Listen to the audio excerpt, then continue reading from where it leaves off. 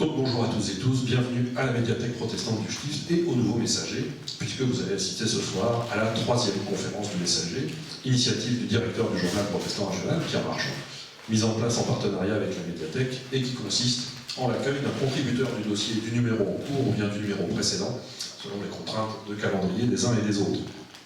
Et s'il y avait une conférence du Messager que la médiathèque, qui est un service de l'Union des Églises protestantes d'Alsace et de Lorraine, se devait d'accueillir, c'est bien celle de ce soir, qui s'intitule donc « Que deviennent les pasteurs ?» C'était le thème du dossier du Nouveau Messager de novembre-décembre 2025, et c'est notre conférencier de ce soir, Jérôme Cotin, que nous sommes ravis d'accueillir, qui y a principalement contribué. Comme service d'église et comme journal protestant, nous les connaissons déjà un peu. Les pasteurs, nous les fréquentons au quotidien, et il nous a donc semblé intéressant qu'ils puissent participer à cette séance, et pas simplement être dans le public, mais on les remercie. On remercie ceux qui sont là ce soir d'être là. Et c'est la raison pour laquelle nous accueillons également ce soir Daniel Bossenbacher, dont la présence était une triple évidence. Il est pasteur de l'église Saint-Guillaume, comme vous le savez, à Strasbourg. Il est président de l'association des pasteurs d'Alsace et de Lorraine, surnommée La Palme, et il est président du conseil d'administration du Nouveau Messager. Merci donc à toi, Daniel, d'avoir accepté de participer à cette conférence. Quant à Jérôme Cotin, vous le connaissez déjà sans doute, il est pasteur et professeur de théologie pratique de la faculté de théologie protestante de Ministre. Après une thèse de théologie soutenue à l'Université de Genève, Jérôme Cotin était pasteur en Suisse, puis en France, tout en s'engageant en parallèle dans une carrière d'enseignant et de formateur, d'abord à Genève, puis à Paris, à l'Institut catholique, à l'Institut protestant de théologie de Paris, au sein de la Fondation Eugène Mercier également, puis enfin à la faculté de théologie protestante de Strasbourg. Ses travaux de recherche articulent théologie de la parole, esthétique, histoire de l'art et iconologie, et évidemment les différents domaines de la théologie pratique, notamment la catéchèse, la liturgie et le ministère pastoral. Jérôme Cotin a publié de nombreux ouvrages sur ces différents sujets. Je citerai simplement Le regard et la parole, une théologie protestante de l'image en 1994, La mystique de l'art, art et christianisme de 1900 à nos jours en 2007, Quand l'art dit la résurrection en 2017, et enfin, sur le sujet qui nous occupe ce soir, les pasteurs, origine, intimité, perspective, chez Laboret Fides en 2020, Laboret Fides qui est un partenaire historique de la médiathèque, et je salue aussi ce soir la présence de RCF Alsace qui, vous le savez déjà, peut-être désormais, a mis en place un podcast qui s'appelle Les conférences de la médiathèque, et donc RCF vient capter certaines de nos conférences, on les en remercie. Donc merci d'être là ce soir, bonne conférence à toutes et tous. Comme d'habitude, il y a une présentation, puis un échange entre Jérôme Cotin et Daniel Bossenbacher, et puis après il y aura un temps de questions avec la salle. Bonne séance, merci beaucoup.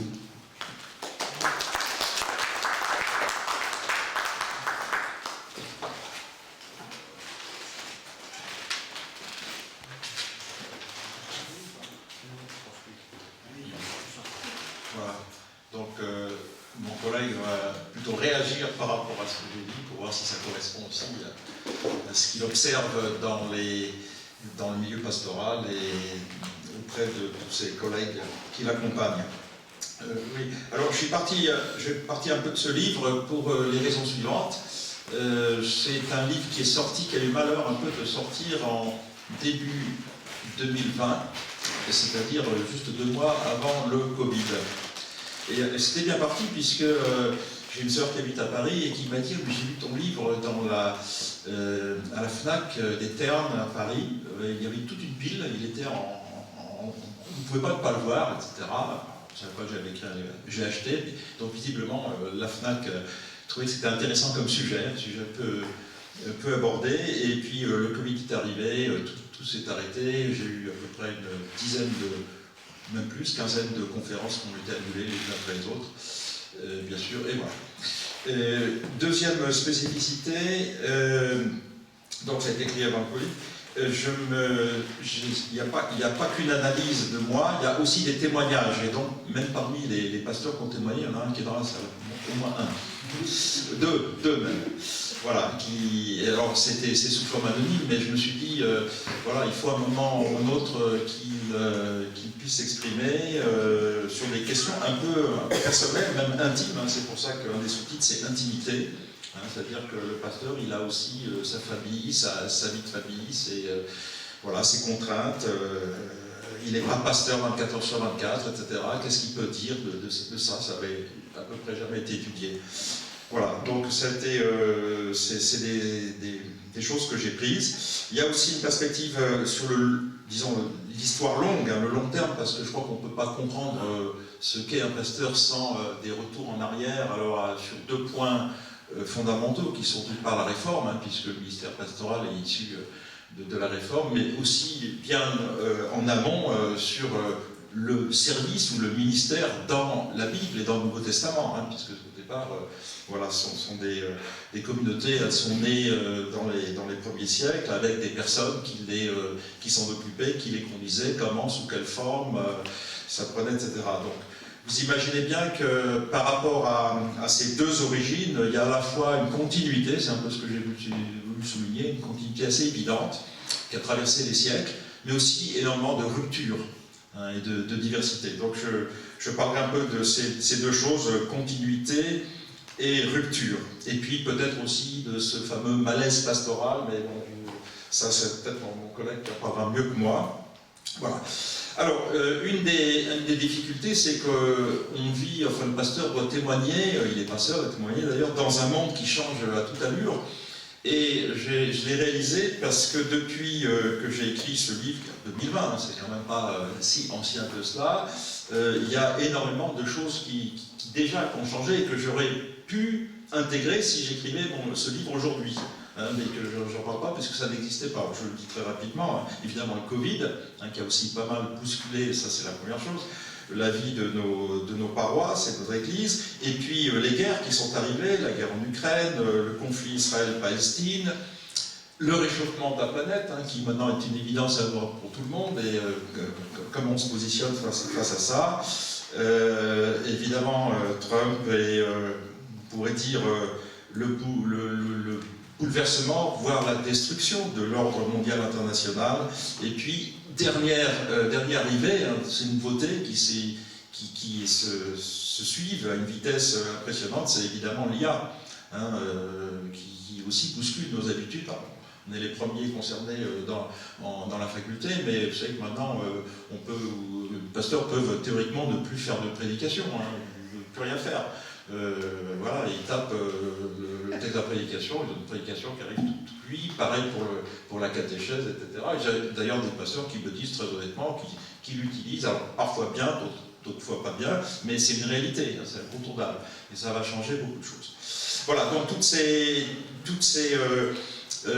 nouveautés fait que, évidemment, on essaye de les prendre en main, mais de nous occuper, mais on ne peut pas tout faire, et ça peut peut-être contribuer au sentiment un peu de découragement, mais j'ai envie de dire l'inverse. Ça peut aussi être une chance. Et je vais vous en donner un exemple très concret. Aujourd'hui, on commence à voir arriver, alors c'est pas par centaines, mais 1 plus 1 plus 1, des jeunes, des plus jeunes, qui reviennent, alors qui viennent ou reviennent à l'église, et qui nous disent, eh bien en fait, c'est tellement catastrophique ce qu'on entend dans ce monde, il n'y a que des mauvaises nouvelles partout, tout le temps.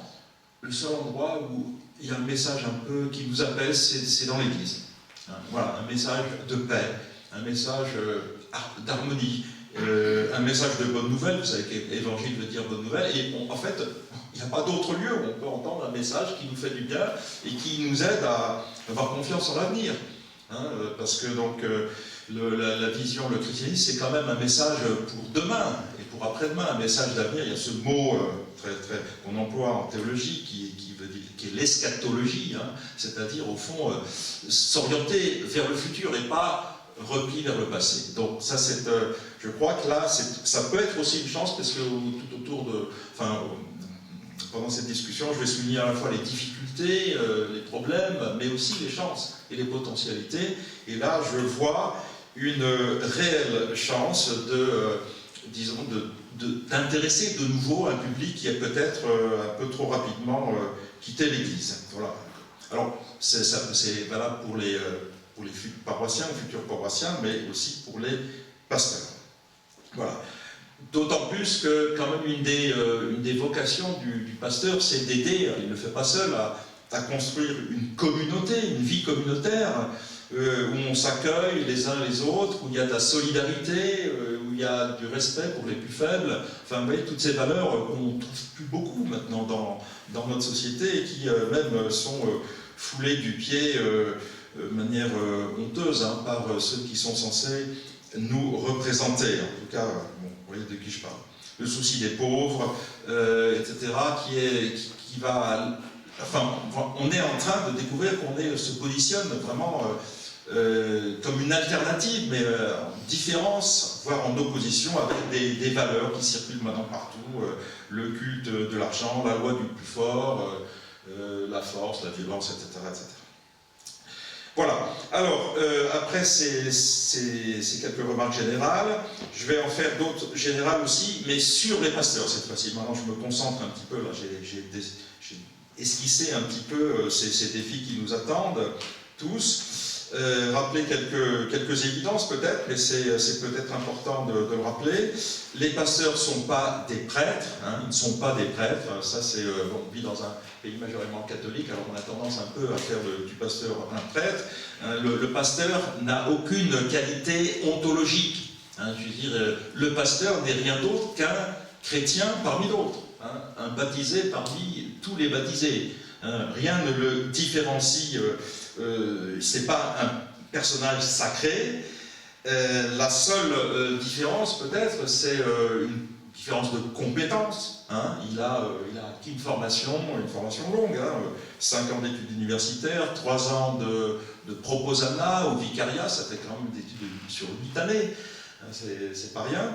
Il a donc une certaine compétence, il est un salarié de l'Église, donc il travaille à plein temps, ça c'est aussi une différence, même s'il y a peut-être d'autres salariés dans l'Église, mais en fait, ici en France, pas tellement, hein, c'est même peut-être un peu le seul. Voilà, donc un salarié de l'Église, il a une compétence, et puis il a été nommé, il a été élu, il a été choisi pour représenter la communauté, mais pas tout seul. Pas tout seul, hein. Vous savez que les étudiants sont un peu étonnés quand on leur dit ça, le pasteur n'est pas juridiquement le responsable de l'Église. Hein. Si vous avez le toit du temple qui s'écroule sur l'assemblée un dimanche matin, c'est arrivé. Hein. Enfin, juste après le culte, c'était dans les Cévennes, il y a quelques années. Eh bien, c'est pas le pasteur qui devra répondre, disons, devant juridiquement de ce qui s'est passé. C'est le président du conseil presbytéral de paroisse, lequel est un laïc. Voilà. Pas toujours. Pas toujours, mais il devrait l'être. Dans notre ecclésiologie, il devrait l'être. Enfin bon, voilà, vous avez peut-être... alors, peut-être c'est peut-être l'occasion de dire que moi je suis issu d'un protestantisme non alsacien et non concordataire. Hein, donc peut-être que là, il se verra des petites différences. Ce sera intéressant d'en parler. Voilà. Il faut rappeler aussi que ministre, le pasteur est un ministre, et ministre veut dire serviteur. Hein, dans le terme grec, il est serviteur, et donc il n'est pas au-dessus des autres, mais il est au service de la communauté. Il n'est pas seul, bien sûr. Hein, voilà. Alors, en ce qui concerne maintenant les changements, j'ai qualifié un peu de manière très générale un peu ce mystère pastoral. En ce qui concerne les continuités et changements par rapport à la réforme, puisque je vous dis pour moi, il y a autant de continuités que de changements finalement, et c'est assez intéressant de voir.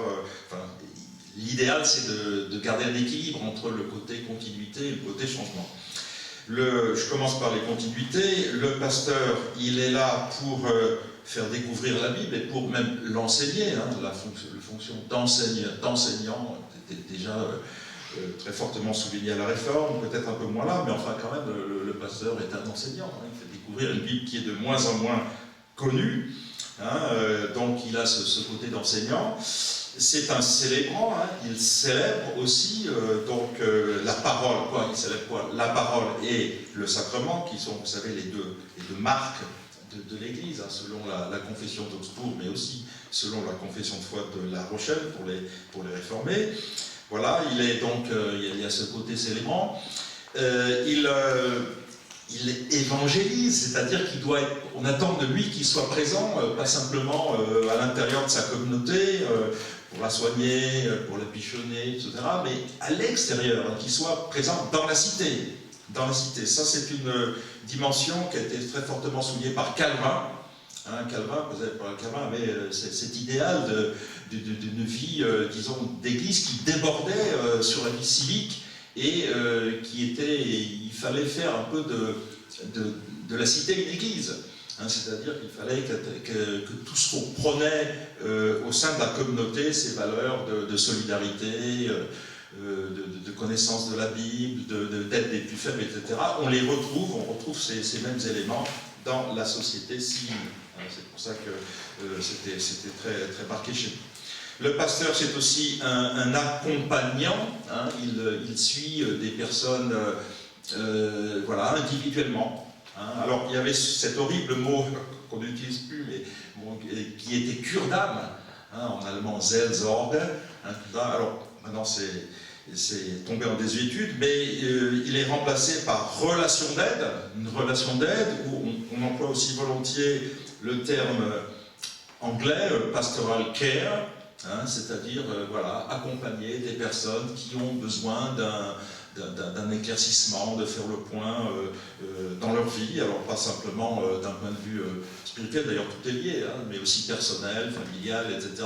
Alors, à un moment, il faut s'arrêter parce qu'il n'est pas psychologue.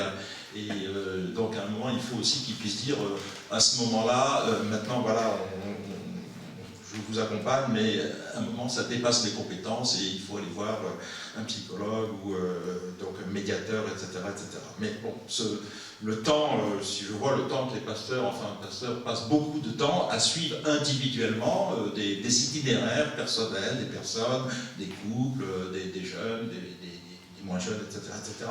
Ça prend beaucoup de son temps et c'est très, je dirais, ça c'est vraiment quelque chose qui ne vieillit pas, alors là, pour le coup. Je me suis intéressé beaucoup d'ailleurs dans ce livre sur une personne qui est bien connue ici à Strasbourg, mais mal connue en fait dans sa réflexion théologique, c'est le réformateur Bucer, Martin Bucer, le Strasbourgeois, parce que c'est sans doute des réformateurs, plus que Luther et même plus que Calvin, puisqu'il a été même le formateur de Calvin. C'est celui qui a le mieux compris, Bucer, ce qu'était une communauté, ce que devrait être une communauté voilà, chrétienne.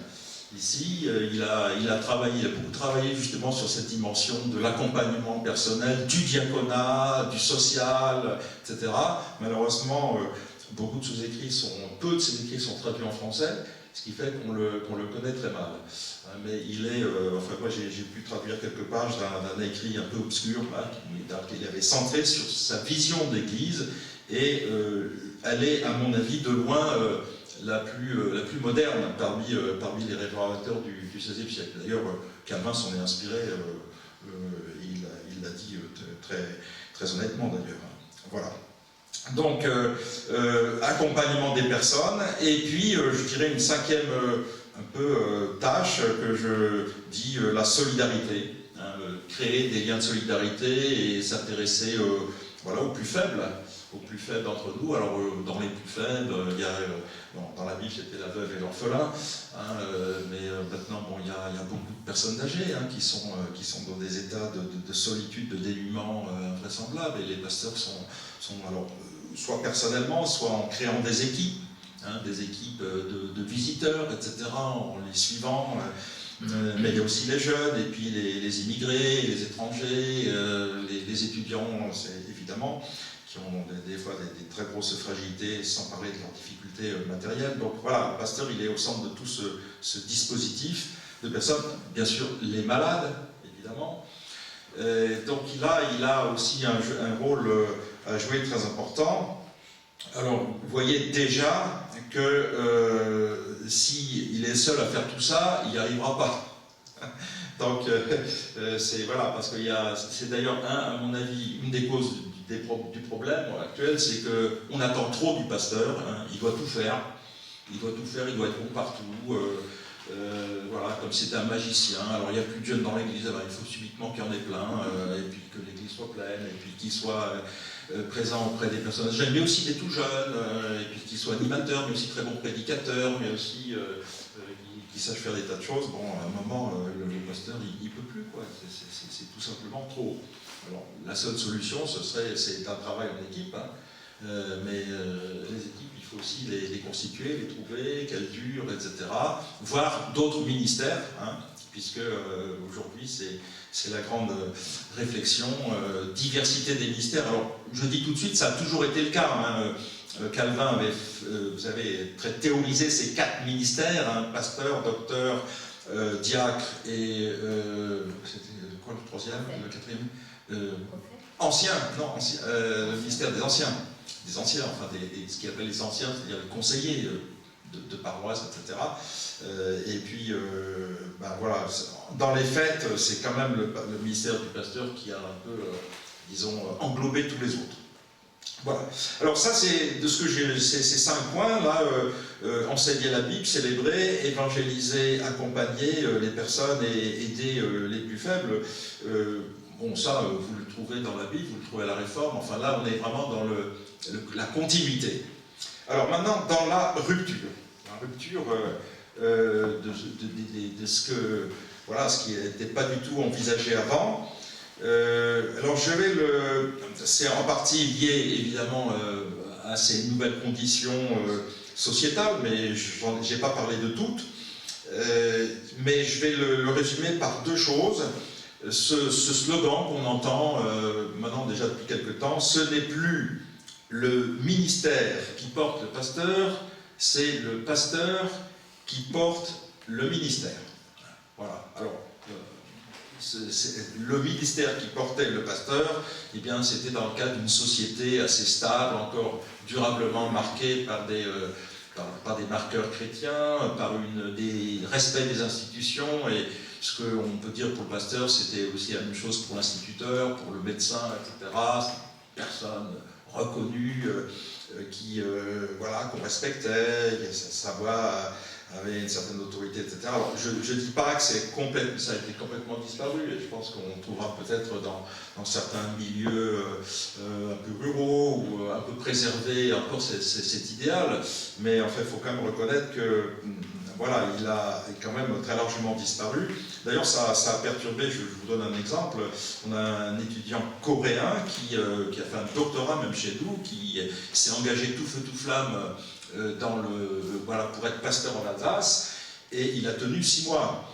C'est-à-dire qu'il est passé en phase de proposana ou de vicariat, et puis il s'est retrouvé dans une périphérie de Strasbourg où voilà, il était insulté, presque agressé, etc. Bon, peut-être pas le meilleur endroit pour atterrir pour la première fois et faire découvrir l'église ici, mais lui il avait cette idée en Corée, vous savez, il y a une église protestante, une église très puissante, etc. Ah, pasteur, c'est quelqu'un, il n'a pas supporté cette espèce de choc, hein. Donc en 6 mois il a tout abandonné, il est reparti en Corée. Donc pour vous dire, hein, mais il y a aussi peut-être dans le cas un peu moins dramatique, mais en fait c'est cette difficulté à assumer. Et puis l'autre chose, c'est quand même l'évolution de l'Église, le fait que maintenant on est tellement à la recherche de personnes qui veulent bien s'intéresser à ce qu'on dit, à ce qu'on fait, à ce qu'on est. Et ça, je le résume par un pasteur suisse qui, parmi ceux qui ont témoigné là, dans le livre, qui m'a dit la chose suivante. Il devait avoir à peu près mon âge, donc il avait plus de 30 ans de ministère. Il me dit voilà, quand j'ai commencé mon ministère, c'était je crois dans l'église de Berne, puisque j'ai aussi questionné les Suisses, les Belges, etc. Il m'a dit quand j'ai commencé mon ministère, donc des lieux très protestants, etc., avec une certaine stabilité, alors je ne sais pas si c'était un village ou une petite ville, etc., mais à peu près tous les jeunes de mon quartier, mon village, etc., venaient au catéchisme, voilà. Et puis il y en avait 1 ou 2 qui ne venaient pas, et alors on les montrait du doigt. Enfin, c'était vraiment les originaux. Hein. Mais voilà, tout le monde venait, pratiquement. Et 30 ans après, c'est exactement l'inverse. Personne ne vient, et il y en a 1 ou 2 originaux qui viennent, qui continuent. Mais tous les autres, c'est fini. Et ça en l'espace de 30 ans. Hein. Donc il a vu cette évolution très rapide, et évidemment, il y a un côté un peu décourageant quand même, de se dire qu'est-ce qu'on a fait pour que les gens se désintéressent aussi vite à ce qu'on est, à ce qu'on fait, à notre parole, notre message, etc. etc. Voilà. Donc, ces 2 éléments sont des éléments un peu qui témoignent d'une certaine rupture. Je vais en rajouter 2 autres. qui sont souvent, vous voyez, on est par ricochet tributaire de ce qui se vit alors, dans la société, mais qui est quand même assez important, me semble-t-il. On a été longtemps dans cette phase de l'œcuménisme, et on l'est encore d'une certaine manière, radio, RCF, etc. Voilà. Mais aujourd'hui, c'est moins l'enjeu, il est moins là que dans l'interreligieux. C'est ça, on est questionné là-dessus, d'ailleurs à la faculté aussi, hein, j'ai envie de dire, pourquoi vous faites que de la théologie protestante? Alors moi je m'intéresse aux religieux, mais je voudrais que le religieux très, très large, général, les bouddhistes, etc. Pourquoi que protestants? Vous voyez, il faut qu'on argumente, on est un peu mis au pied du mur, mais on sent bien qu'aujourd'hui, c'est aussi lié au fait qu'aujourd'hui on est dans une société complètement décloisonnée, où on a des gens de toutes origines, de toute confession, voilà, le dialogue ne se limite plus, et peut-être c'est plus là l'enjeu majeur au dialogue entre protestants et catholiques, mais il faut être en dialogue avec tout le monde, un peu avec des gens qui ont des visions du monde complètement différentes, et est-ce qu'on est bien formé pour ça? Ça c'est la question. Puis la deuxième remarque, mais qui va un peu dans le sens c'est un peu la prolongation, c'est aussi une diversité linguistique et culturelle. Hein, aujourd'hui, on a de tout, des gens qui viennent de partout. Alors c'est très bien puisqu'on est des sociétés ouvertes, mais est-ce qu'on est assez préparé? On a, nous par exemple, dans la faculté, l'évolution a été ultra rapide, puisque maintenant, non seulement on a à peu près 80% des étudiants qui ne sont plus sur place. Bon, il y en a un qui est ici, il est même dans la salle. Voilà, qui peut témoigner. Voilà, on a donc le nombre d'étudiants en présentiel est extrêmement faible par rapport à tous ceux qui suivent nos cours, mais avant, alors il y a quelques années, ils les suivaient, quand je leur demandais les premières années, mais vous êtes d'où là? Vous nous suivez à distance? Alors Toulouse, Lyon, Lille, etc. Alors, la France était très bien. Et maintenant, j'entends, là c'était début de l'année, Pékin. Voilà, Pékin, quelqu'un qui est à Pékin, qui suit nos cours, etc. Bon, le Maroc, bien sûr, des tas de pays d'Afrique, l'Océanie, l'Amérique du Sud, du Nord, etc. C'est assez perturbant quand même, parce que on n'a pas du tout les mêmes références, il y a des décalages importants. Alors, certains de ces études, ça se répercute aussi, disons, dans nos futurs pasteurs qui ne seront pas du tout issus, alors non seulement plus de l'Alsace, hein, mais même plus forcément de la France, hein, de la francophonie. Alors avec, ça peut être un très grand enrichissement, hein, mais c'est pas non plus absolument évident. Enfin, en tout cas, c'est des nouveautés, voilà, c'est des choses que nos réformateurs n'avaient pas du tout imaginées, vous le pensez bien. Et alors, parmi les choses qui sont peut-être des facteurs un peu plus de stress, je dirais, c'est la suite du fait que maintenant le pasteur n'est plus porté par le ministère, mais c'est lui qui doit le porter, ce ministère, c'est-à-dire qu'il doit toujours constamment faire ses preuves. Hein. Il faut qu'il prouve qu'il est utile, qu'il prouve qu'il est actif, qu'il fait des choses pour tout le monde. Il doit s'engager vraiment personnellement sur ses compétences, celles qu'il a et aussi celles qu'il n'a pas. Hein, voilà, si un pasteur va dire ben, moi je suis très bien avec les personnes âgées, mais les jeunes, ah ben non, mais vous devez aussi, hein, il y a aussi quelques jeunes, il faut vous en occuper, etc. Bref, il doit être partout, il doit être bon partout. Hein. Alors, je dirais, il y a un côté, le fait qu'ils doivent s'engager le plus personnellement possible. Il y a un côté, moi je dirais, très positif, un défi, puis il y a un côté quand même un peu problématique. Alors, le côté défi, c'est que s'il a des dons, qu'il les exerce. Hein, je veux dire, aujourd'hui, on est dans une situation où, je veux dire, si un pasteur dit, ben voilà, moi je veux m'engager dans le ministère, mais je tiens beaucoup, je suis musicien, j'ai une troupe de théâtre, je suis sportif, je fais ceci, cela, ça va être considéré comme un plus. Hein, voilà. Parce que l'Église est d'ailleurs plus fragile, etc. Donc et puis elle cherche un peu différentes voies, elle dit, ah mais c'est un don qui pourrait être au service de la communauté, etc. C'est très bien. Moi j'ai moi-même formé dans un cours enfin, je ne les ai pas formés au multimédia, mais j'ai rendu attentif à cette question qu'aujourd'hui, sans maîtriser les outils du multimédia et du numérique, eh ben, on atteint plus grand monde, etc. Mais donc je parlais non seulement à des convaincus, mais j'ai découvert qu'il y avait parmi ces étudiants des petits prodiges, hein, des petits génies de l'informatique qui pouvaient nous faire un film ou des choses comme ça très facilement. D'ailleurs, ça s'est vu au moment du Covid. Hein, où on a dû faire appel à des gens pour filmer les cultes, pour les mettre en forme, etc. etc. Et d'ailleurs, ben, depuis une dizaine d'années que je donne ce cours, j'ai maintenant un retour, puisque j'ai des étudiants qui sont dans des paroisses en ministère et qui, effectivement, ont réussi à tripler, quadrupler leur auditoire, parce que en plus des personnes qu'ils ont dans les cultes et dans leur petit groupe d'église, ils ont un auditoire virtuel qui les suit sur des blogs, sur des études bibliques en ligne, etc. etc. Et pour certains, c'est un rayonnement incroyable. C'est aussi un don, voilà, qu'ils ont et qu'ils sont invités à développer. Donc voilà, et cherchez vos dons. Enfin, j'espère que voilà, pour les pasteurs, je leur dis, essayez de trouver quel est votre don.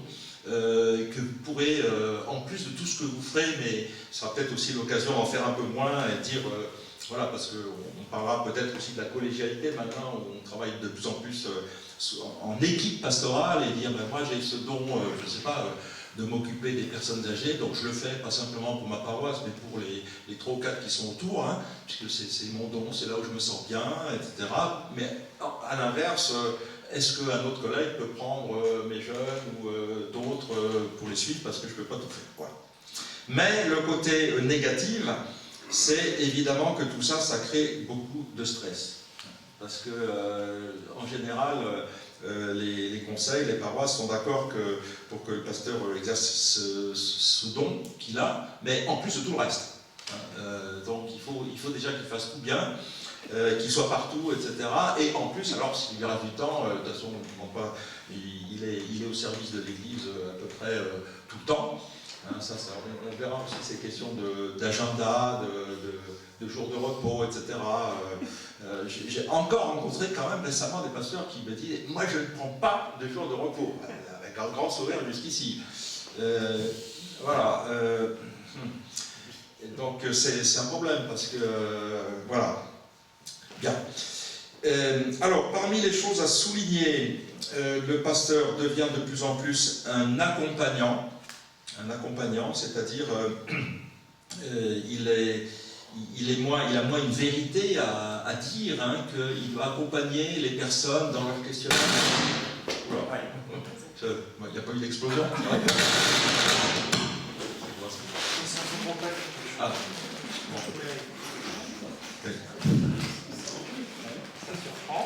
Ça surprend tout le monde. Oui, bon. C'est pas que je parle trop fort. Bon, alors, je vais continuer maintenant sur ces 2 points. Donc, l'humain, le pasteur accompagne de plus en plus des personnes, hein, plus qu'il dit un message d'autorité. Parmi les témoignages qui m'ont été rapportés par un des pasteurs, là, il y en a un qui m'a dit, ben moi, ma motivation première pour alors, travail, mais vocation aussi, hein, c'est à la fois une vocation et un travail, j'aime les humains, j'aime être là où sont d'autres. Hein, et donc, voilà, je suis heureux quand des personnes se retrouvent, etc.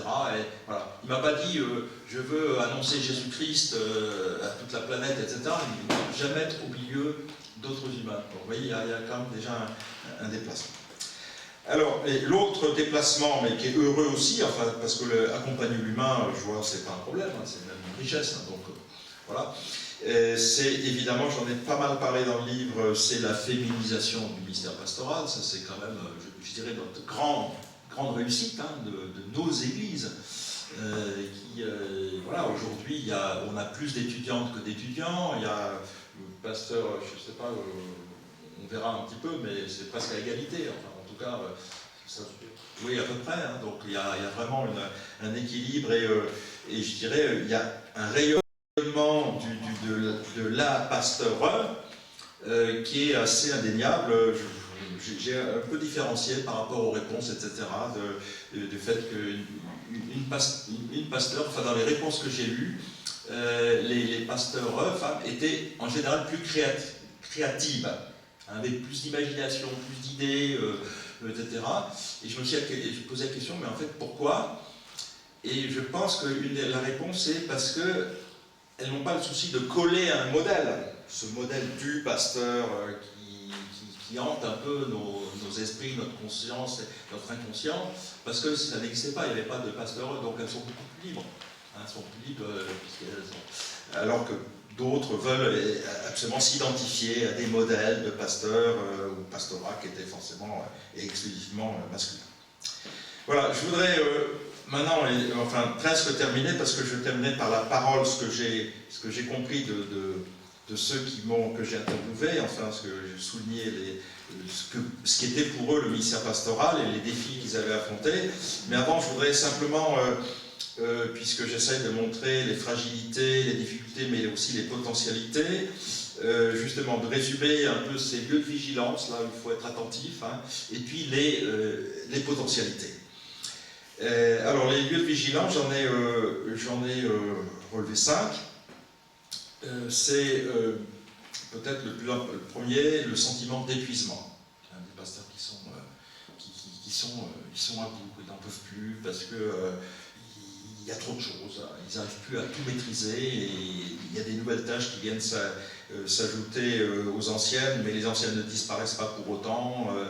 Voilà, il y a des tâches, alors un peu comme dans d'autres métiers, hein, administratives, qui se multiplient. Le numérique aussi, c'est aussi très chronophage, hein, d'être présent en ligne, sur des sites ou autres, tout ça c'est très prenant. Donc il se sent un peu épuisé, d'autant plus, et ça c'est le deuxième point, c'est qu'il est quand même seul, puisqu'il est un parmi d'autres, le pasteur, hein, mais les équipes sont de plus en plus, c'est plus difficile de trouver des équipes stables qui accompagnent le pasteur. Je reviens d'une commission là, dans l'Église unie de France, là où c'est un peu inquiétant. Il y a des commissions nationales, régionales, qui n'arrivent plus à réunir autant de personnes qu'il faudrait. Vous savez, c'est toujours le moitié pasteur, moitié laïque, parce que tout simplement, on ne trouve plus de gens suffisamment disponibles pour siéger dans une commission qui va engager les nouveaux pasteurs. Alors l'Alsace a un petit privilège parce que c'est quand même 2-3 départements, alors qu'en France il faut faire venir des gens de Lille à Bordeaux, à Nice, etc. C'est aussi des temps de voyage phénoménaux, etc. Et donc là c'est difficile. Comment faire, puisque notre système d'église et tout notre témoignage repose sur le fait que ce sont des tâches partagées avec d'autres. Ou alors des conseils, on a maintenant de plus en plus de cas où les conseils presbytéraux n'arrivent plus à trouver le nombre suffisant. Ou alors c'est des retraités, alors c'est très bien, je vais l'être bientôt les retraités, donc voilà. Mais voilà, quand même, ça pose un problème. Je veux dire, on a aussi besoin de gens qui sont dans la vie active, de parents, d'enfants, qui puissent aussi témoigner de ça. Donc ça c'est vraiment un problème. Et puis des équipes qui souvent aussi tournent de plus en plus vite. Il y a un tournus. Hein. Donc je m'engage, mais un engagement très limité. Hein. Je m'engage pour telle tâche, pour 2 ans, pour 1 an, etc. Mais il faut tout recommencer à zéro quelques mois ou quelques années après. Recruter, trouver les bonnes personnes, les former, etc. etc. Donc voilà, ça c'est une des difficultés auxquelles font des pasteurs. Le nombre de paroissiens qui quand même diminue, et ça on a vu quand même une grosse diminution après le Covid. Hein. Moi qui fais des conférences assez souvent un peu partout, j'ai vu là il y a eu une rupture assez nette, parce qu'il y a aussi des gens qui restent sur place, alors on a peur de se retrouver, question d'hygiène, etc., de risque d'attraper un virus, mais c'est aussi que maintenant tout est disponible en ligne. Alors on a des pasteurs, des apprentis pasteurs qui viennent de Haïti, de Tahiti, donc des îles du Pacifique, et qui me disaient, nous, dans nos îles, il n'y avait pas de problème, on avait toujours des cultes très fournis, mais depuis le Covid, on a mis en place des cultes télévisés, puis finalement, c'est très bien la télévision, j'ai pas besoin de sortir, je ne vais pas prendre le bateau pour aller à l'île suivante, etc. Alors du coup, ça vide nos cultes. Voilà, donc ça c'est aussi un problème. Quatrième problème, des problèmes matériels et administratifs qui sont assez importants, voire donc, et là-dedans je mets les bâtiments, hein, finances et bâtiments, hein, les bâtiments aussi, gros problème, hein, ils vieillissent mal, etc., et ils ne sont plus tellement adaptés, quoi faire. Bien, et puis là, une dernière question, quand même, j'ai des pasteurs qui étaient déçus, que la Bible n'était plus tellement au centre de l'intérêt d'un certain nombre de personnes. Alors ça, c'est un peu frustrant pour un pasteur qui a quand même fait 5 ans d'études, quand même essentiellement centrées sur la découverte des textes et de leur actualisation. Et puis la demande, elle n'est pas ça, elle est de la convivialité, se retrouver, faire des fêtes, et ça c'est très bien, mais c'est quand même pas le cœur de notre métier. Hein. Donc, et le message biblique, il y en a un qui me disait, oui, ou la prière, etc., un qui disait, un pasteur, oui, dans des repas de paroisse, alors on a du monde, on a un monde fou qui vient manger, etc., des tas flambés, je sais pas quoi, mais je disais un tout petit mot au début, spirituel, voilà, une petite bénédiction, et puis un petit mot, et à un moment, on m'a prié de ne plus le dire. Ça embête tout le monde. Je dis, il était quand même chez lui, et il y avait 120 personnes, donc voilà, c'est quand même très frustrant pour un pasteur. Et je cite qui alors? Est-ce que je suis encore en accord avec ma vocation, ce qu'on attend de moi, et puis théoriquement, et puis pratiquement, c'est autre chose. Voilà, ça c'était les risques, les choses problématiques, hein, qui déstabilisent beaucoup le pasteur. Maintenant, je vais quand même aller dans le positif. Et j'ai aussi 5, j'essaye de faire équilibrer 5-5 comme ça. Voilà. D'abord, quand ça marche, hein, le travail en équipe pastorale. Hein, ça, on a bien vu le changement en quelques décennies. Avant, chaque pasteur avait son territoire et il ne fallait surtout pas empiéter sur l'autre. Hein, voilà. Et aujourd'hui, non, on travaille en équipe, il y a une transversalité, on s'épaule, quand ça marche bien. Ça prend aussi du temps, hein, il faut se connaître, mais ça peut être très porteur et ça peut être très stimulant, ce travail en équipe. On se soutient les uns les autres et chacun peut aller dans la direction qui est la sienne, puisque une partie de son travail est déchargée par la autre. Deuxième chose que je souligne, c'est quand même le pasteur a une grande liberté dans la gestion de son temps. Ça, c'est quand même assez rare aujourd'hui, si vous comparez avec d'autres professions, etc. Finalement, personne ne va lui demander qu'est-ce qu'il a fait aujourd'hui, son calendrier, il fait ce qu'il veut en fait. Voilà, et ça, moi je l'ai réalisé parce que je suis passé de pasteur, j'ai été quand même une vingtaine d'années pasteur et ensuite professeur. Je me sens parfois moins libre comme professeur à l'université que quand j'étais pasteur. Parce que là, le professeur, il y a des tas de structures au-dessus de moi, etc. Ça va jusqu'au ministère. Voilà, je ne peux pas faire ce que je veux. Si je pars, je suis censé demander même d'ailleurs un ordre de service, etc. Un pasteur, il est très libre. Et donc ça, c'est, je crois, une grande chance. Il peut choisir ses priorités, on en a déjà parlé, et de plus en plus. Hein, il y a un pasteur qui me disait, moi qui était musicien, qui m'a dit, moi ça aurait été mon rêve d'être pasteur musicien, de pouvoir aussi témoigner par la musique, etc. On m'a toujours refusé ce ministère. Voilà, c'était paroisse, etc. Aujourd'hui, si un pasteur arrive et dit moi je voudrais avoir un temps de pastoral qui me permette de développer mes compétences musicales, il sera écouté très attentivement. On essaiera de lui trouver un endroit où effectivement il peut rayonner avec le don qui est le sien. Voilà. Quatrième, je dirais, potentialité, et réjouissante, je crois, le pasteur travaille sur du sens. Hein. Il essaye de mettre du sens dans ce qu'on vit. Hein. Voilà, c'est pas métro, boulot, dodo. Il se questionne. Hein. Il est dans le questionnement sur la vie, la mort, la naissance, les grands moments de la vie, ce qu'on vit actuellement. C'est d'ailleurs le rôle de la prédication. Hein. Vous savez, cette fameuse phrase de Karl Barth qu'il n'a jamais dite, mais on dit toujours qu'il l'a dit. Hein, le pasteur doit prêcher avec la Bible dans une main et le journal de l'autre. voilà, et faire le lien entre les deux. Alors aujourd'hui, ce serait pas le journal, ce serait les réseaux, les lieux de diffusion de l'information, etc. Mais bon, voilà, on attend de lui aussi ça. Travailler sur le sens, sur le questionnement. La foi est moins aujourd'hui une affirmation qu'un questionnement. Et puis, donc ça, c'est passionnant. Hein, et les gens se découvrent, ils disent où ils en sont. Enfin, il y a ce côté, je dirais, passionnant. Hein, on n'est pas derrière des ordinateurs à manipuler des chiffres, etc. Mais on accompagne des personnes en chair et en os, avec ce qu'elles sont, avec leur histoire, avec leur vécu, avec leur famille, avec les générations qui les ont précédées, qui les suivent, etc. Enfin, ça, je trouve que c'est assez unique. Aujourd'hui, où on ne peut plus aller chez les gens, d'abord parce qu'ils habitent de moins en moins, mais ils arrivent en plus il y a des tas d'interphones partout, des tas de codes, etc. On peut plus spontanément aller. Le pasteur, lui, il peut y aller, il peut. Enfin, il faut qu'on lui donne le code quand même.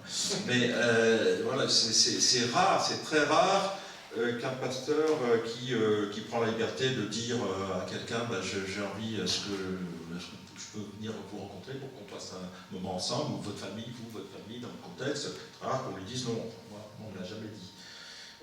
Voilà, donc ça c'est aussi voilà, pénétrer l'intimité des gens, et parce qu'on travaille sur ce qu'ils sont, sur leur devenir, et aussi sur leur histoire. Et puis, cinquième point, mais je l'ai déjà dit sous une autre forme, la possibilité d'être inventif, d'être imaginatif. Et ça, je dirais que notre formation elle est peut-être un peu en décalage par rapport à ça, parce que nous, on enseigne du savoir, etc. Il faut connaître cette chose, mais pas assez, à mon sens. Voilà, qu'est-ce qu'on a soi-même à apporter, enfin, sur la créativité des pasteurs, voilà, qu'est-ce qu'ils imaginent, qu'est-ce qu'ils pourraient proposer, le jeu, le tricot, tout ce que vous voulez, hein, il y a des tas de choses comme ça, et ça c'est aussi des outils d'animation, mais de témoignage qui seraient à valoriser. Et je termine, hein, comme ça j'aurais fait vraiment mes 45 minutes, par ce que j'appelle la parole aux acteurs, hein, j'ai compris de ce que les pasteurs m'ont dit sur eux-mêmes, comment ils vivaient ce métier vocation, etc. Là aussi, il y avait, c'était à peu près moitié-moitié, il y avait moitié près des découragements quand même, hein, des gens, voilà. Si j'avais, je ne sais pas si je me réengagerais aujourd'hui de nouveau, et j'avais posé la question, est-ce que vous conseillerez à votre enfant ou à un jeune de s'engager dans la ministère pastorale? J'ai à peu près la moitié, moi, avec pas de manière, ben non, il y a trop de problèmes, et puis d'autres, mais si, mais c'est génial, c'est une occasion incroyable, etc. Donc, voilà. Mais j'ai retenu ces 5 points. Et ça c'est un peu réjouissant, je veux dire, le métier résiste à l'érosion des églises. Enfin, je veux dire, voilà, nos églises vraiment diminuent un peu, mais le pastorat reste quelque chose d'attrayant. Hein, voilà. La preuve, c'est qu'on a quand même toujours des étudiants qui veulent être pasteurs, ils ont une vocation et voilà, ils sont prêts à tout affronter. Alors le problème, c'est qu'on ne forme pas que des pasteurs pour l'Alsace, même on les forme pour ailleurs, hein, pour le Canada, pour le Kenya, etc. Mais voilà, mais enfin, on les forme. Mais ils ont, voilà, il y a cette vocation, elle est là, et elle résiste à tout. Et parfois même des qui sont dans des conditions incroyables, mais qui tiennent absolument voilà, c'est un appel qu'ils ont reçu, et donc il y a toujours des vocations, il y a des appels, et ça c'est, je crois, très, très heureux.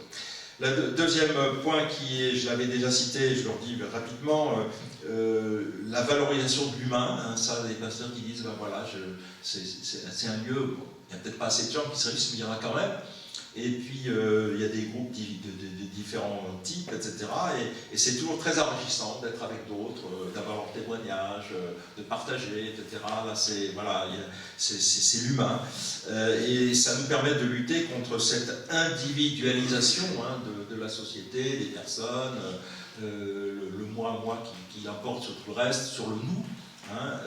Donc là, ça c'est aussi voilà, un défi, mais quelque chose qui rend heureux. Enfin, je ne sais pas, Vous allez dans un culte, vous êtes en dialogue avec Dieu, mais vous êtes aussi avec les autres. Vous n'êtes pas tous. Dieu est toujours un sujet d'actualité. Hein, ça, je veux dire, même dans nos informations, tout ce qu'on entend, alors c'est peut-être pas forcément le Dieu de Jésus-Christ, ou c'est un Dieu unique, mais voilà, le besoin, ça veut dire qu'il y a un besoin spirituel de nos contemporains qui est toujours très, très présent. Hein, même si d'ailleurs, derrière ce mot spirituel, il faut voir ce qu'on met. Mais justement, on peut l'accompagner, ce besoin spirituel. Dieu intéresse. Je vous donne un exemple très concret, que j'ai un témoignage que j'ai reçu très récemment. Mes enfants, qui sont enfants de 2 pasteurs, dont un qui est professeur de théologie, et même mon fils à Paris, m'a dit récemment, il était avec des amis, et qui lui dit, ils font quoi tes parents? Ah ben ils sont pasteurs, etc., hein, qui enseignent là-dessus. Et il m'a dit, mais j'ai eu 2-3 personnes qui m'ont dit, ah trop bien, trop cool, génial. Alors qu'avant, il m'a dit, c'était donc, quelque part, on est, je l'avais dit dans l'article du Messager, on est tellement atypique, le pasteur, aujourd'hui, par rapport un peu au fonctionnement de cette société, et même globalement, qu'il faut jouer sur ce côté atypique, hein, puisqu'on est, voilà, on ne rentre pas dans les cases, etc. Donc ça c'est très bien. Et puis Dieu, on est au service d'un Dieu qui est évidemment très énigmatique, mais qui intéresse. L'institution affaiblie sa contrepartie, mais là je l'ai aussi dit, le fait que maintenant, voilà, si un pasteur a des propositions, on va moins chercher à le faire couler dans le moule institutionnel, puisque l'institution elle hésite aussi, mais elle est plus ouverte. Voilà, aujourd'hui, cette idée qu'on est en train de former des gens qui ne seront pas des pasteurs, mais qui seront au service de l'Église, etc., c'était une théorie, ça n'a jamais marché, mais aujourd'hui c'est en train de prendre cette histoire, hein, des ministères divers, d'évangélistes, je sais pas quoi, de musiciens, de pionniers, on les appelle d'animateurs de jeunes, etc. C'est en train de se concrétiser parce que justement, on est dans on a besoin de ces personnes qui s'engagent pour l'Église, même si c'est pour un temps limité et avec une formation moindre. Voilà. Et enfin, on vit dans une société très complexe, compliquée, complexe, mais peut-être que c'est cette soif de repère, justement cette complexité va engendrer, alors peut-être chez certains une perplexité, mais chez d'autres aussi le besoin de retrouver quelques valeurs un peu stables, et que l'Église, je crois, qui a traversé les siècles, peut offrir. On a eu récemment un débat dans un séminaire où il y a, évidemment, le contre-modèle, c'est toujours les églises charismatiques ou pentecôtistes, et on a beaucoup d'étudiants qui sont très fascinés par ce modèle aussi. Pourquoi on ne fait pas comme eux? Ils sont pleins, il y a plein de jeunes, etc. Je dis oui, mais est-ce qu'elles ont compris quel âge ces communautés? À 10 ans, 15 ans, etc. Je dis oui, mais nous on a 500 ans. On verra dans 500 ans comment ça se passera. Est-ce qu'elles seront encore là, ces communautés? Mais nous, on est encore là. Ah oui, c'est vrai, etc. D'ailleurs, juste et puis je termine là-dessus, puisque j'ai eu un séminaire l'année dernière, on a comparé le modèle, disons, classique, luthéro-réformé, et puis le modèle dit évangélique, mais là-dedans on met un peu tout, les charismatiques, pentecôtistes, etc. Alors, au début du séminaire, ils étaient à peu près tous les étudiants, c'est beaucoup mieux là chez eux, il y a de la vie, voilà, c'est vivant, il y a de la musique, il y a des jeunes, il y a tout. Et puis au fur et à mesure qu'on a travaillé sur ces modèles, ils ont commencé à être beaucoup plus hésitants, et à la fin ça avait complètement basculé.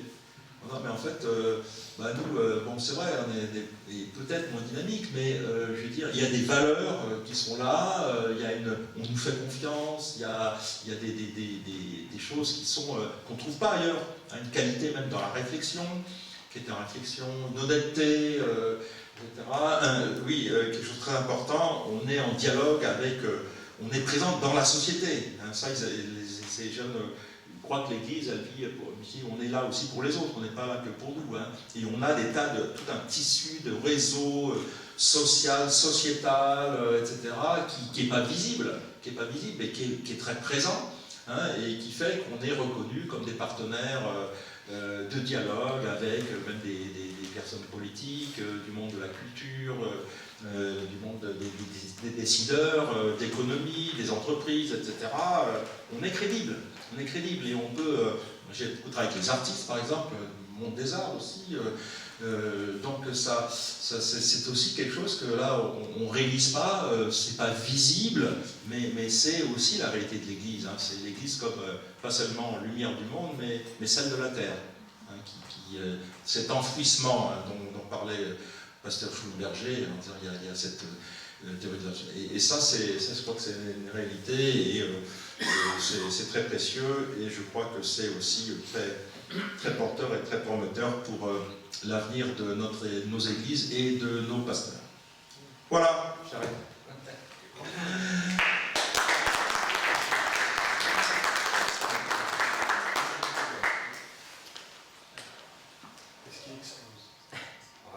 Mais sinon, voilà, ce-là, moi, c'est pas bien.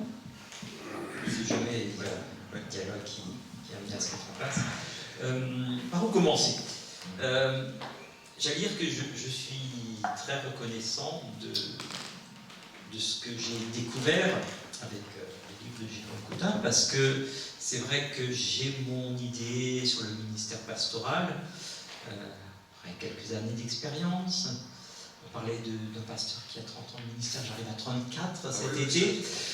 Et c'est vrai que j'ai quelques échos de collègues aussi en tant que président de l'association des pasteurs. Mais j'ai l'impression aussi d'avoir le nez dans le guidon et de voir les choses par mon petit bout de la lorgnette. Et donc j'ai été ravi de voir qu'il y a une vue plus d'ensemble qui permet de voir les choses de façon, j'allais dire, plus systématique. Ça me permet d'embrayer parce qu'il était question aussi de nouveautés comme il y a depuis 2020. J'ai un petit mea culpa à faire.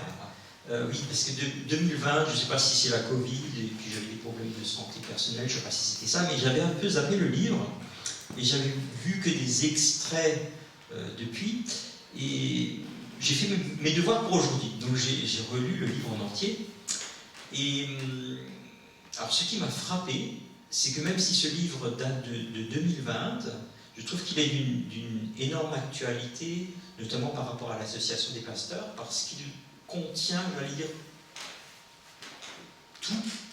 toutes les questions que nous nous posons actuellement, depuis 1 ou 2 ans. Je peux donner des exemples. Une des choses qui m'a frappé dès les premières pages, c'est la question ou la mention que beaucoup notamment de jeunes collègues, ou des jeunes collègues dans le ministère sont en burn-out. C'est quelque chose qui nous questionne. Alors, j'ai vu qu'il y avait une piste notamment je pense qu'il y a sans doute de ça aussi, de ce décalage entre peut-être ce qu'on imagine du ministère pastoral et de la réalité. Parce que c'est vrai, ce ministère a beaucoup changé. Je le lis aussi à ce que j'ai lu sur la nécessité de la formation. Et c'est vrai que je vais peut-être quand même prendre un B1 parce que ce qui a l'effet Larsen.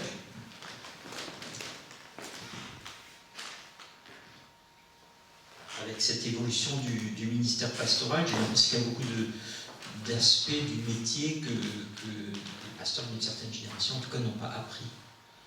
Et ce qui peut aussi, d'ailleurs en partie, expliquer le malaise du ministère pastoral. Bien sûr, je ne donne pas de nom, mais je me souviens d'un collègue qui disait ça fait tant et tant d'années que je suis dans le ministère, il y a une telle évolution que moi je ne peux pas réorienter mon ministère, donc je ne peux pas apprendre ces choses nouvelles. Voilà. J'ai aussi été pas mal interpellé par cette phrase que je me dis de plus en plus, et que je comprends peut-être différemment. C'est une phrase qui a été redite d'ailleurs ce soir, et que j'ai retrouvé dans le livre, qui se dit aussi, je crois que je l'ai entendu pour la première fois il y a une vingtaine d'années, c'est plus tellement le ministère qui porte le pasteur, mais le pasteur qui porte le ministère. Et c'est quelque chose qui moi, me frappe beaucoup, avec, j'allais dire, des conséquences doubles. Ça a été souligné un peu vers la fin dans les conclusions. Ça laisse la place à une créativité. On peut y mettre du sien, et en même temps, je pense que chez certains collègues, ça fait une pression aussi en disant moi j'ai pas ces dons, j'ai pas cette capacité de réinventer des choses. Ça peut créer un malaise. Mais c'est vrai que je trouve que c'est quelque chose qui est de plus en plus présent dans le ministère pastoral, ce fait de devoir porter, ou d'avoir la chance, comme dit, je ne sais pas exactement, de porter ce ministère pastoral. Un petit peu des choses que j'avais relevées, qui me posent question, et je pense qu'ils sont des questions vraiment déterminantes pour l'évolution. Quand je dis que beaucoup de choses étaient soulignées dans le livre déjà en 2020, il y a aussi cette question du ministère, je cherchais le mot, je ne sais plus si c'était collégial, le mot qui avait été utilisé, mais c'est vrai collégial. Que, oui, si je viens à l'association de pasteurs, c'est une question tout à fait d'actualité, où nous avons été interpellés par les nouveaux ministères pour voir s'il y avait moyen de se rapprocher avec l'association des pasteurs. Donc c'est vrai qu'il y a une ouverture qui peut se faire de ce côté-là. Comme dit, je note effectivement aussi cette évolution du ministère qui a ses chances, mais qui peut aussi mettre un certain nombre de collègues en difficulté. Puis dernière chose aussi qui m'a interpellé et qui m'a fait sourire, pareil, merci d'avoir redit aujourd'hui cette question de la baguette magique. J'avoue, la dernière fois que j'ai changé de paroisse, quand je me suis présenté devant le conseil, alors je l'ai pensé très fort, je crois peut-être même l'avoir dit au conseil, le pasteur tel que vous le cherchez, avec tout ce qui est sur le cahier des charges, à mon avis, n'existe pas. Et c'est vrai que j'étais un peu surpris d'avoir été choisi quand même par le conseil en question. Il y a une sorte de multiplicité des tâches. Je parlais de baguette magique parce qu'en fait, quelques mois après, je ne citerai pas la personne, on m'a dit oui, on voyait bien qu'il y avait des problèmes dans la paroisse, et puis on se disait le nouveau pasteur va arriver et puis il va régler ça comme ça. Dans quelques endroits, plus ou moins. Donc, oui, un ministère pastoral en même temps avec beaucoup de liberté, de gestion du temps, de créativité et aussi avec ses défis. Comme dit, je suis vraiment ravi d'avoir retrouvé cette analyse ici avec toutes les composantes, et ça mérite, je pense, de continuer à réfléchir à l'Église comme nous continuons. Pas monopoliser la parole, mais je pense qu'il peut y avoir des interpellations, des questions.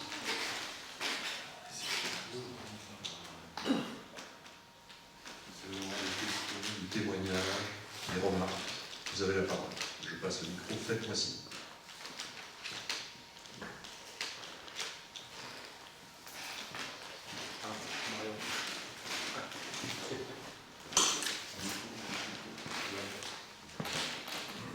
Merci beaucoup Jérôme pour cet exposé. Tu pointes énormément d'aspects du ministère pastoral. Là, je pose la question au professeur à la faculté. Est-ce que tu as le sentiment de l'évolution de l'enseignement, des domaines d'enseignement des pasteurs dans la formation pour répondre justement aux nouveaux défis, c'est-à-dire pilotage de projet, management, travail en équipe? Est-ce qu'on donne suffisamment, à ton avis, les clés pour relever les nouveaux défis du pasteur. Oui, merci. Bon, en ce moment, à la faculté, on est très bousculé par l'arrivée de l'IA. C'est ce qui perturbe le plus, parce que maintenant, on voit arriver des copies, tout est parfait, on met que des bonnes notes, et puis on s'aperçoit que tout est fait. Voilà, c'est la machine qui a tout fait. Et donc, ça nous crée un réel problème, parce que, et puis on n'a plus de moyens de détecter. Donc, il y a toute une réflexion, mais qui est chez nous, mais dans l'université en son ensemble, comment éduquer, comment enseigner aujourd'hui à l'ère de l'IA où je dirais, tout est, la machine pense pour nous, etc. Donc, ça fait un grand débat. Par rapport à cette question, il ne faut pas oublier que nous, à l'université, on est dans un savoir un peu théorique, c'est-à-dire qu'on forme des bases, les bases d'une pratique, et qu'ensuite, il y a quand même 3 ans de formation pratique, donc qui est peut-être un peu long, hein, j'en sais rien, mais c'est aussi une question. C'est quelqu'un qui a une vocation, oui, ça j'en ai pas parlé, mais c'est une réalité, en tout cas ça l'est beaucoup plus, même dans les PUDF, que je crois que dans l'UEPA, mais ça vient aussi ici, des gens qui, au milieu de leur vie, 40 ans, etc., disent, ça y est, moi j'ai fait, pendant 20 ans, j'ai été ceci, infirmière, juriste, avocat, etc. Maintenant, je veux, il me reste encore 20 ans de ministère, 20 ans pour travailler, je voudrais être pasteur. Alors si on commence à dire oui, mais bon, il y a 8 ans de théologie, enfin 5 ans de formation théorique et puis 3 ans de pratique, alors c'est pas possible. J'ai mes enfants, ma famille, j'ai mis un peu certains disent, mais j'ai mis un peu d'argent pour ça, mais pour peut-être 1, 2 ans, maximum 3 ans, mais pas plus. Et pourtant, ces gens, c'est une valeur inestimable, ces gens qui vont arriver, parce qu'ils ont déjà une première formation, et ils ont été médecins, ils ont été souvent des professions même assez qualifiées, et donc ils ont une expérience qui va enrichir l'Église. Mais alors, comment les aider pour qu'ils puissent, c'est une vocation, hein, c'est un appel, pour que cet appel soit plus sérieux, sans qu'il ait à refaire absolument toutes les étapes qu'on demande à un jeune de 18 ans, qui sort de chez papa-maman et qui connaît rien de la vie. Donc comment prendre... Alors ça c'est une des... ça nous préoccupe, comment mieux prendre en compte l'expérience personnelle des personnes, puisqu'on a des publics mixtes maintenant, hein, on a des tout jeunes qui sortent du baccalauréat, etc., dès qu'on fait vaguement 2 années à l'université dans telle ou telle matière, et puis on a des gens qui ont des réels, qui ont des réels parcours de vie. Il y a 2 ans, on avait un vice-ambassadeur à Rome, hein, qui faisait la théologie de la nuit, et qui d'ailleurs a quitté il m'a dit, j'hésite entre pasteur et ambassadeur. Hein, et bien, tenez-vous bien, il a choisi pasteur. Ambassadeur du Christ. Voilà, mais donc il a quitté alors on allait lui proposer il était premier à l'ambassade de Rome, il voulait proposer, je crois, le Canada, maintenant il est pasteur à Saint-Germain-en-Laye. Donc voilà, donc c'est aussi... vous imaginez, en plus, dans une paroisse qui a vécu des tas de conflits, etc., alors aujourd'hui, il a apaisé tout le monde avec une autorité, une hauteur de vue que jamais aucun étudiant en théologie n'aurait pu avoir. Donc ces profils sont très intéressants pour l'Église, il faudrait les favoriser. Mais pour ça, si on impose des études aussi longues, on n'y arrivera pas. Donc, mais comment faire? Alors ça, c'est le débat qu'il y a avec ces ministères qui sont en train de se profiler, etc. Oui, on réfléchit à un certain nombre de choses. En même temps, il faut faire attention qu'il y a derrière cette phase pratique. Par exemple, moi qui enseigne la théologie pratique, j'enseigne pas, par exemple, sur la prédication, j'enseigne pas comment il faut faire une prédication. J'enseigne pourquoi on doit prêcher, pourquoi l'Église prêche. Hein, et après, ça va être dans la phase pratique, comment enseigner. Alors, je pense qu'il y a des tas de choses que tu as nommées, comme la dynamique de groupe, le management d'église, la direction, les Allemands sont la direction spirituelle. Alors ça touche un peu ma matière, mais c'est un peu périphérique. Mais effectivement, on est quand même, là on est en train de mettre en place à la faculté une formation qui serait formation par alternance. Enfin, c'est dans les c'est dans les cartons, hein, puisqu'il va y avoir une commission, d'ailleurs elle va se réunir là, très prochainement avec des responsables de l'UEFA. Est-ce qu'on peut imaginer une formation par alternance, comme ça se fait dans les écoles d'ingénieurs, etc. Un mois à la faculté, un mois sur le terrain, etc. Donc oui, on est en train de réfléchir à tout ça, mais ça ne se fait pas du jour au lendemain. Et on a un problème, je le vois bien moi avec ma matière, c'est que cette réflexion à la fois pédagogique et aussi théologique, ça prend du temps, ça prend beaucoup de temps. Hein, à se mettre en... Et une fois qu'on a fini cette réflexion, ben, le monde change tellement vite que c'est déjà plus la question. Hein, moi qui ai travaillé un peu sur les nouveaux médias, etc., j'ai bien lu, j'ai sorti un livre en 2000 qui s'appelle Vers une église virtuelle, etc., avec les débuts d'Internet. Maintenant, il est complètement dépassé parce que il y a eu les réseaux sociaux, les smartphones, et maintenant l'IA, etc. Donc, on a besoin de temps pour une réflexion qui soit basée sur de l'humain, sur des connaissances, sur nos convictions fondamentales, sur la Bible interprétée, actualisée, etc. En intégrant aussi les sciences humaines, hein, c'est ça qui est passionnant en théologie, on a accès à tous les données maintenant, des sciences d'éducation, de la sociologie, de la psychologie, etc. Et puis, une fois qu'on a réussi tout ce travail, et ben finalement, on est ailleurs. Dans le monde, il a encore évolué. Alors, on a un peu toujours l'impression de courir après une nouveauté qui nous échappe. Mais effectivement, on essaye de faire au mieux, en tout cas. Merci. Hein. Oui, je crois qu'il y avait Pierre. Peut-être préciser là-dessus, les thématiques ont peut-être évolué, mais il y a des formations très pratiques. Moi, les collègues ici savent, dans les 3 premières années, avec des semaines de formation, chaque fois thématique. Alors, je ne sais pas des thématiques actuellement, ça fait un peu longtemps, mais je crois savoir qu'il y a toujours encore une semaine, une formation plus économique, juridique. Il y a une semaine de formation à l'écoute. Mais après, c'est vrai que c'est des formations de base, d'initiation.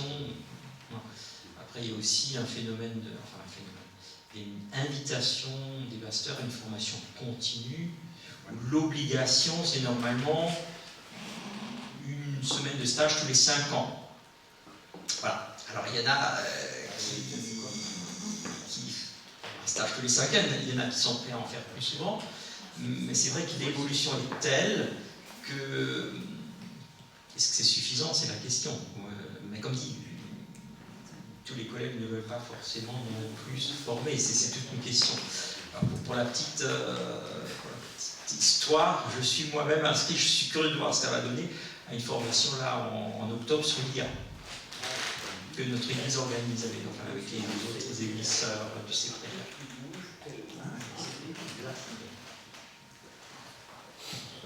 Je ne sais pas, Pierre, j'ai envie de quelque chose.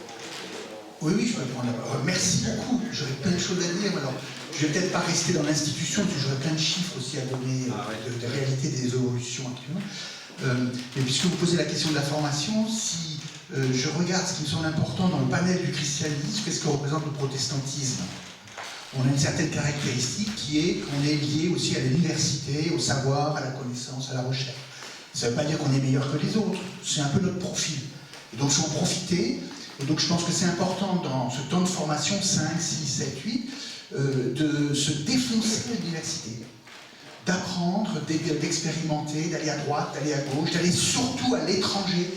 Ne gardez pas vos étudiants à Strasbourg. Envoyez-les à l'étranger, en Allemagne. C'est réglé parce qu'ils ne sont pas à Strasbourg, donc ils sont ailleurs. C'est le principe de la réforme. On est presque dans l'inverse, hein. On aimerait bien qu'il y en ait un peu plus à Strasbourg parce qu'ils sont partout, sauf ici. Franchir les frontières, aller à l'universel, c'est fondamental en protestantisme. Et on acquiert un capital de connaissances, d'expériences, de culture, d'approfondissement qu'ensuite on va continuer, alors ça c'est important, la formation permanente, qu'on va continuer à développer, à continuer à apprendre, à continuer à découvrir. Donc ça me semble extrêmement important, ne lâchez pas ça, parce que c'est ce qui fait notre profil de protestant. Hein.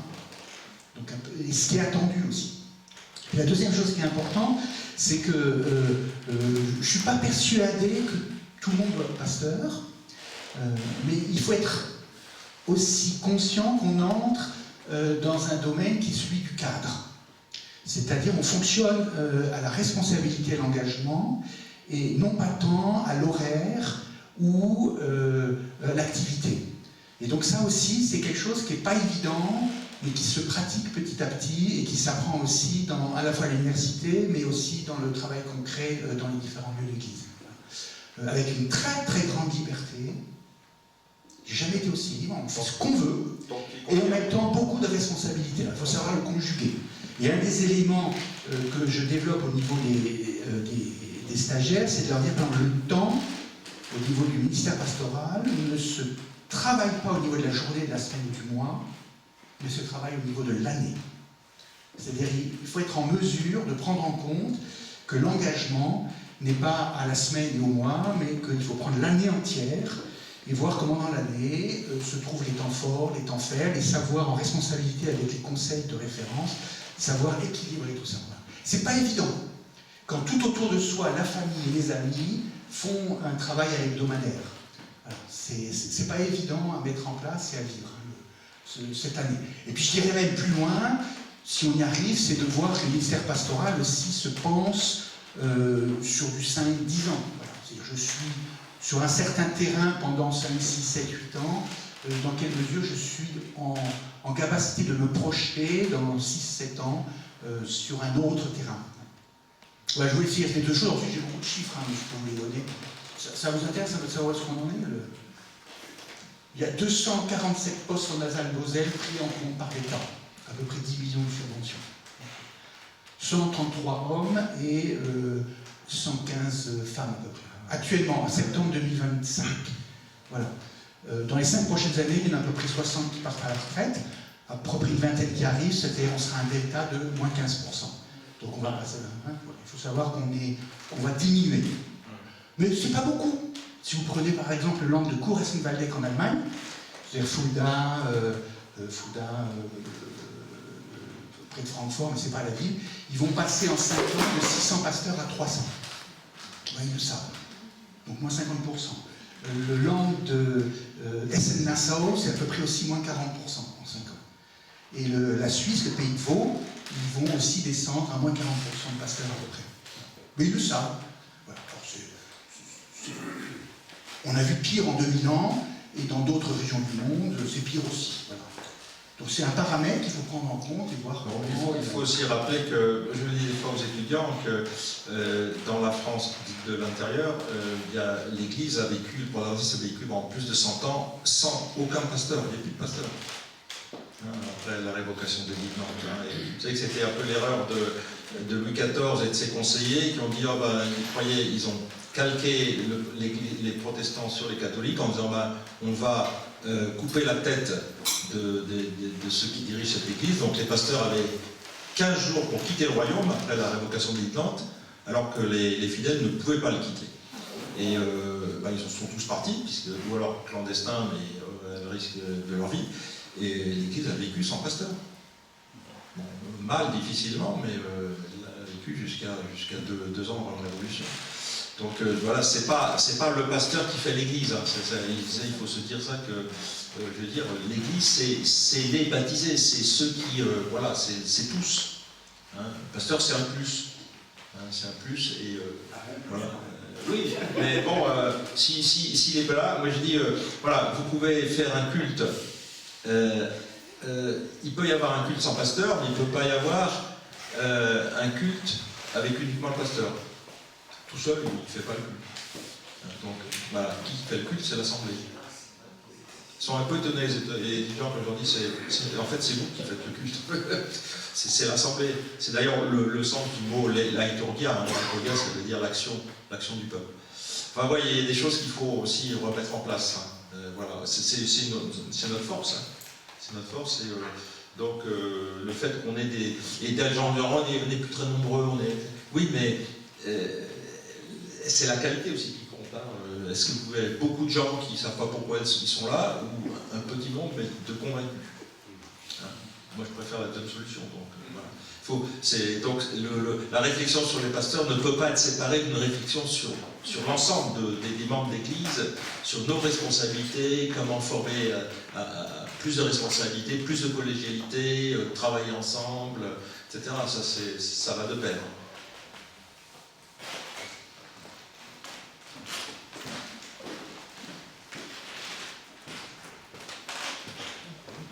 Voilà.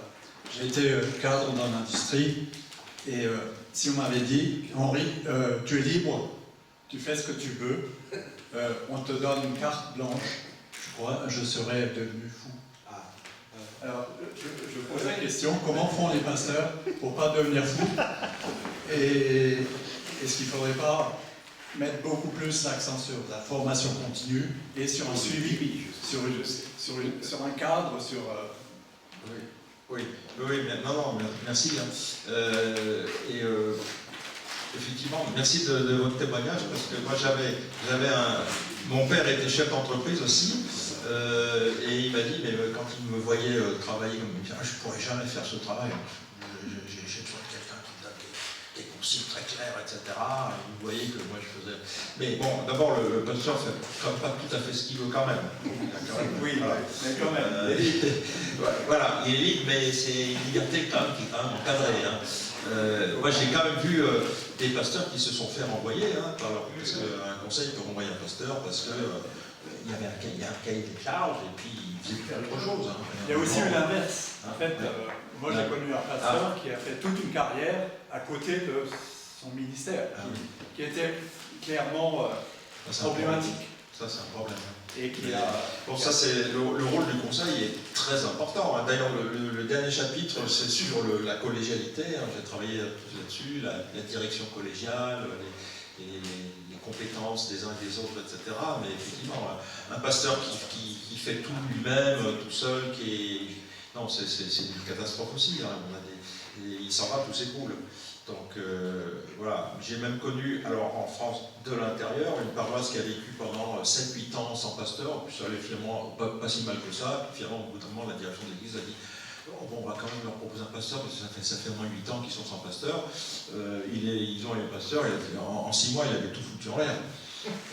Et à la fin, le conseil a dit non, on n'en veut plus. Reprenez-le, et puis maintenant, ne nous proposez plus de pasteur, parce que voilà. Donc il y a des choses aussi. Non, mais il faut être aussi assez conscient que voilà, l'Église, c'est nous. Hein, l'Église, c'est pas les pasteurs. Hein, ils sont au service du communauté, mais c'est d'abord la communauté. Et puis, bon, c'est vraiment un plus très, très intéressant. Mais à la limite, si tous les membres de l'Église étaient formés, chacun, c'est à différentes tâches, le pasteur ne serait pas forcément nécessaire. Il y a d'ailleurs, on a dans le protestantisme des églises qui fonctionnent sans pasteur. Hein, vous le savez. Hein, c'est que des conseils d'anciens, etc. Ça se passe souvent, des fois bien, des fois moins bien. J'allais dire, ce qui est compliqué, c'est qu'on peut avoir une vocation pastorale, mais ne pas forcément être doué, j'allais dire, pour bien gérer son temps. Voilà. Ça s'apprend. Après, il y a parfois la pression qu'on se met soi-même, de remplir ce temps. Après, voilà, il y a plusieurs choses qui se télescopent. Je pense à une collègue qui, en 2025, a eu, je ne sais pas, 70 enterrements. Voilà, donc c'est peut-être une exception, mais quand vous êtes dans ce cas-là, vous avez beau essayer de gérer, c'est compliqué. En même temps, moi je connais des personnes qui me disent moi j'aime bien les enterrements parce qu'il y a du monde et les gens écoutent. Il y a une densité d'écoute comme il n'y a jamais, et je peux délivrer un message. Hein, voilà, donc voilà, ça. Je voulais juste réagir. Oui. Oui, donc moi j'étais salariée de l'église ménonite, première femme en France salariée de l'église ménonite. Et donc dans nos églises, un peu différemment de vous, on n'avait pas de pasteur pendant longtemps, ça fonctionnait en tant que avec des équipes d'anciens. Et donc la collégialité au sein de nos églises est super importante, ce qui fait que les églises peuvent fonctionner sans pasteur. Mais alors on est de plus en plus dans le mouvement inverse, quoi, de rechercher quand même des pasteurs formés. Et moi j'étais contente de bénéficier de l'enseignement à Strasbourg où j'ai énormément reçu. Merci de ce témoignage. Le pasteur n'est pas seul, hein. Il est avec une équipe, hein. Il fait équipe et c'est aussi important. Hein. Voilà. Ouais, c'est peut-être aussi une question, j'allais dire, je sais pas, culturelle ou de mentalité. Je connais très peu les RF, j'étais jamais pasteur, les QDF même. J'étais jamais pasteur là-bas, mais j'ai l'impression quand même, dans mon expérience ici en Alsace-Moselle, je caricature à peine, pour beaucoup de paroisses, c'est voilà, sans pasteur, pas de salut, quoi. J'ai l'impression que, dans les communautés où je suis passé, il fallait absolument un pasteur, et quand le pasteur partait, il fallait tout de suite de nouveau un autre qui gère les choses. Je ne sais pas, il y a peut-être une différence de fonctionnement. Oui, c'est clair que c'est des modèles sociologiques, il y a des différences. Hein. Alors, dans le reste de la France, c'est beaucoup plus fragile, le modèle est plus fragile, mais en même temps, c'est plus attestant, parce qu'on n'a pas le choix. Hein. Soit on témoigne, soit on disparaît. Il y a aussi une question luthérienne ou réformée. Pardon ? À mon avis, il y a une question luthérienne ou réformée aussi. Oui, alors tu as raison. Vas-y, tu peux dire quelque chose là-dessus ? Oui, on a... aussi perdu.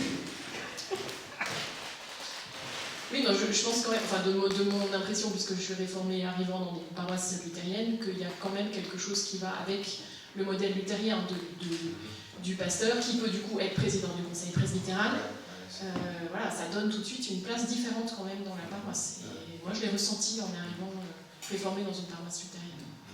Que la place qu'on me demandait de prendre n'était pas la même que celle que j'avais eue dans une paroisse réformée. Il y a à la fois des différences effectivement, de sensibilité, disons, hein, et puis là-dessus se grèvent des différences sociologiques. Et là-dessus, des différences juridiques, institutionnelles, etc.